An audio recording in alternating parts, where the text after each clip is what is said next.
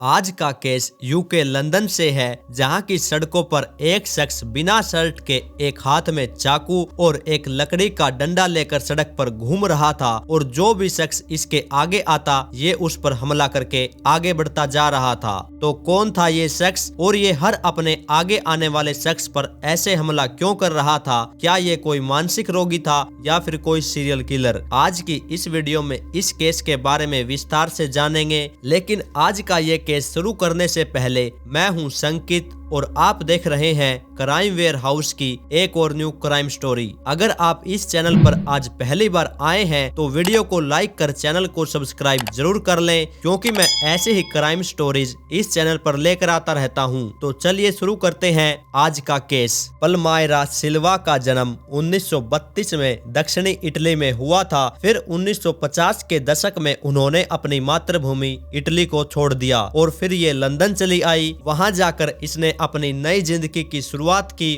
और वहीं पर इसने बेबी सीटर के रूप में भी काम किया और फिर वहीं पर उसकी मुलाकात डोमिनिको नाम के एक व्यक्ति से हुई। वो व्यक्ति भी इटली से लंदन आया था। फिर इन दोनों में बातचीत हुई, दोनों के बीच नजदीकियां बढ़ी और फिर उन दोनों में एक नई रिश्ते की शुरुआत हुई। वहां पर वे दोनों साथ में कुछ काम भी करने लगे और अब ये अपना सारा पैसा बचाकर कुछ बिजनेस करने का विचार करने लगे। खुद का बिजनेस करने का यह उनका सपना अब पूरा भी होने वाला था। उन दोनों ने फिर एक कैफे करने का विचार बनाया और इसी बीच पल्मायरा और डोमिनिको ने शादी भी कर ली और बाद में उनके 2 बच्चे भी हुए। अब तक इनका परिवार अच्छे से अपना समय बिता रहा था। इनकी जिंदगी में सब कुछ अच्छा चल रहा था। लेकिन फिर 2008 में पल्मायरा के पति डोमिनिको की किसी कारण से मृत्यु हो गई। फिर भी पल्मायरा मजबूत बनी रही और अपने बच्चों को संभालती रही। अब उनके पूरे परिवार का बोझ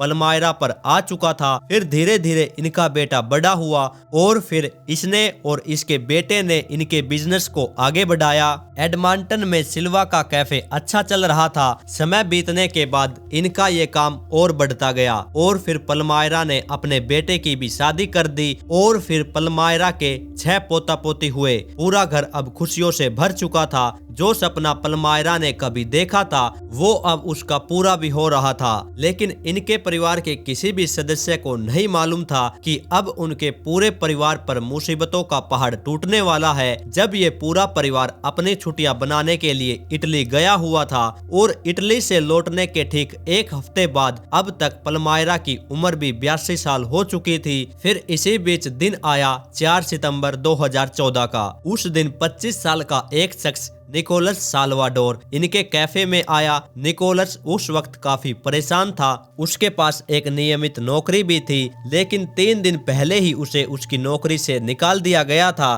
निकोलस फिर पल्मायरा के कैफे में गया। वहां जाकर उसने खाना ऑर्डर किया और फिर खाना आने के बाद उसने खाना खाया और फिर वो बिना पैसे दिए ही वहां से जाने लगा। लेकिन तभी वहां के एक कर्मचारी ने उसे देख लिया। फिर उसने इसका पीछा किया और काफी देर की बहस के बाद फिर निकोलस ने पेमेंट की। पहले तो उस कर्मचारी को लगा कि शायद निकोलस परेशान होगा, लेकिन बाद में उसे पता चला कि वो उस वक्त एक्टिंग कर रहा था। फिर निकोलस वहां से निकलकर सीधा अपने एक दोस्त के पास जाता है जिसके साथ वो रहा करता था। फिर वहां जाने के बाद इसने एक बड़ा चाकू और एक लकड़ी का डंडा उठाया। जिस दोस्त के साथ यह रहा करता था उसके पास 2 बिल्लियां भी मौजूद थी। निकोलस ने सबसे पहले अपना गुस्सा उन दोनों बिल्लियों पर निकाला। निकोलस ने उस बड़े से चाकू से उन दोनों बिल्लियों का सिर उनके शरीर से अलग कर दिया। बाद में उसने बताया कि उन दोनों बिल्लियों में एक राक्षस की आत्मा थी। फिर इसके बाद निकोलस ये सब करके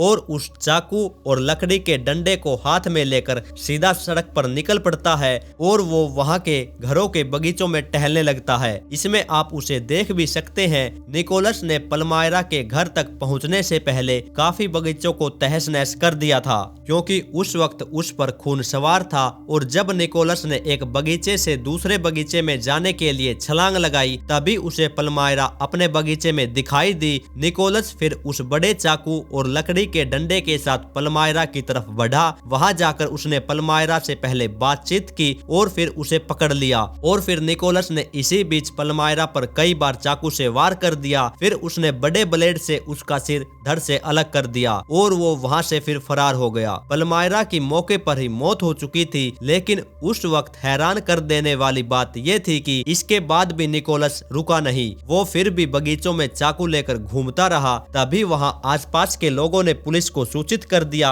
पुलिस भी पहले तो इसे काबू पाने में नाकामयाब रही। निकोलस की भगदड़ धीरे धीरे और बढ़ती जा रही थी। उस वक्त पूरे मोहल्ले के लोग अपने अपने घरों के दरवाजे बंद करने को मजबूर हो गए थे, क्योंकि किसी भी पल ये निकोलस किसी के भी घर में दाखिल हो सकता था। फिर 45 मिनट की भगदड़ के बाद निकोलस को आखिरकार गिरफ्तार कर लिया गया। निकोलस का बचपन आम बच्चों की तरह नहीं बीता था। निकोलस अपने माँ बाप का इकलौता बेटा था और उसके माता पिता उसे नाइजीरिया से यूके लेकर आए थे। निकोलस का जन्म नाइजीरिया में ही हुआ था। निकोलस जब थोड़ा बड़ा हुआ तब उसे महसूस हुआ कि उसे तो कोई प्यार ही नहीं करता है और वह ज्यादातर सीरियस ही रहा करता था। वह कभी कभार ही हंसा करता था। उसके पास उस वक्त ना तो कोई नौकरी थी और जब निकोलस अपने माँ बाप को छोड़कर अपने दोस्तों के साथ रहने लगा तब उसके दोस्तों ने देखा कि उसके अंदर एक परेशान करने वाली आदत उसको लग चुकी है। वो देखते थे कि उनका दोस्त तो सारा दिन ही फोन में लगा रहता है।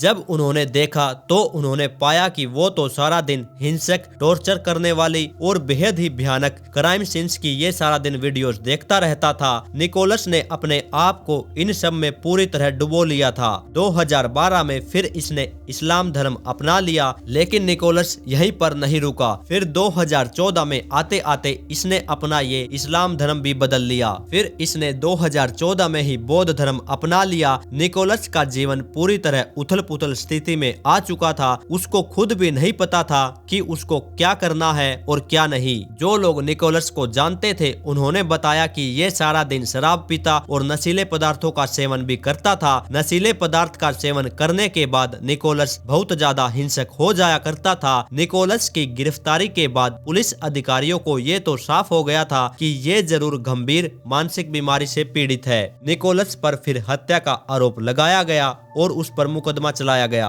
कैफे मालिक पलमायरा सिल्वा एडमंटन में अपनी अच्छी खासी पहचान रखती थी। वह दयालु और बेहद ही नरम दिल की औरत थी। फिर पुलिस अधिकारियों ने जो हेलीकॉप्टर से निकोलस की वीडियो बनाई थी वो कोर्ट में पेश की, जहां पर निकोलस को उस वीडियो में बिना शर्ट के और हाथ में एक चाकू और एक लकड़ी के डंडे के साथ देखा जा सकता था। पागलपन के कारण से फिर निकोलस को हत्या का दोषी नहीं पाया गया। पागलपन के कारण फिर उसे ब्रॉडमूर उच्च सुरक्षा अस्पताल में उपचार के लिए भेज दिया गया। पलमायरा का परिवार इस सदमे से उबरने की कोशिश कर रहा था। फिर पलमायरा की बेटी ने अपना बयान दिया। उसने कहा कि अब हमारा पूरा परिवार सुरक्षित महसूस नहीं कर रहा है और वास्तव में अब हमें बहुत डर लगता है और जो कुछ भी हमारे परिवार के साथ हुआ है उसे उबरने में हमें काफी समय लगेगा। कुछ विशेषज्ञों का मानना था कि यह हत्या निकोलस के बिगड़ते मानसिक स्वास्थ्य का परिणाम थी। अब भी निकोलस उसी हॉस्पिटल में है और वो अनिश्चित काल तक उस संस्थान में रहेगा। तो बस यही कहानी थी आज की। आपकी क्या राय है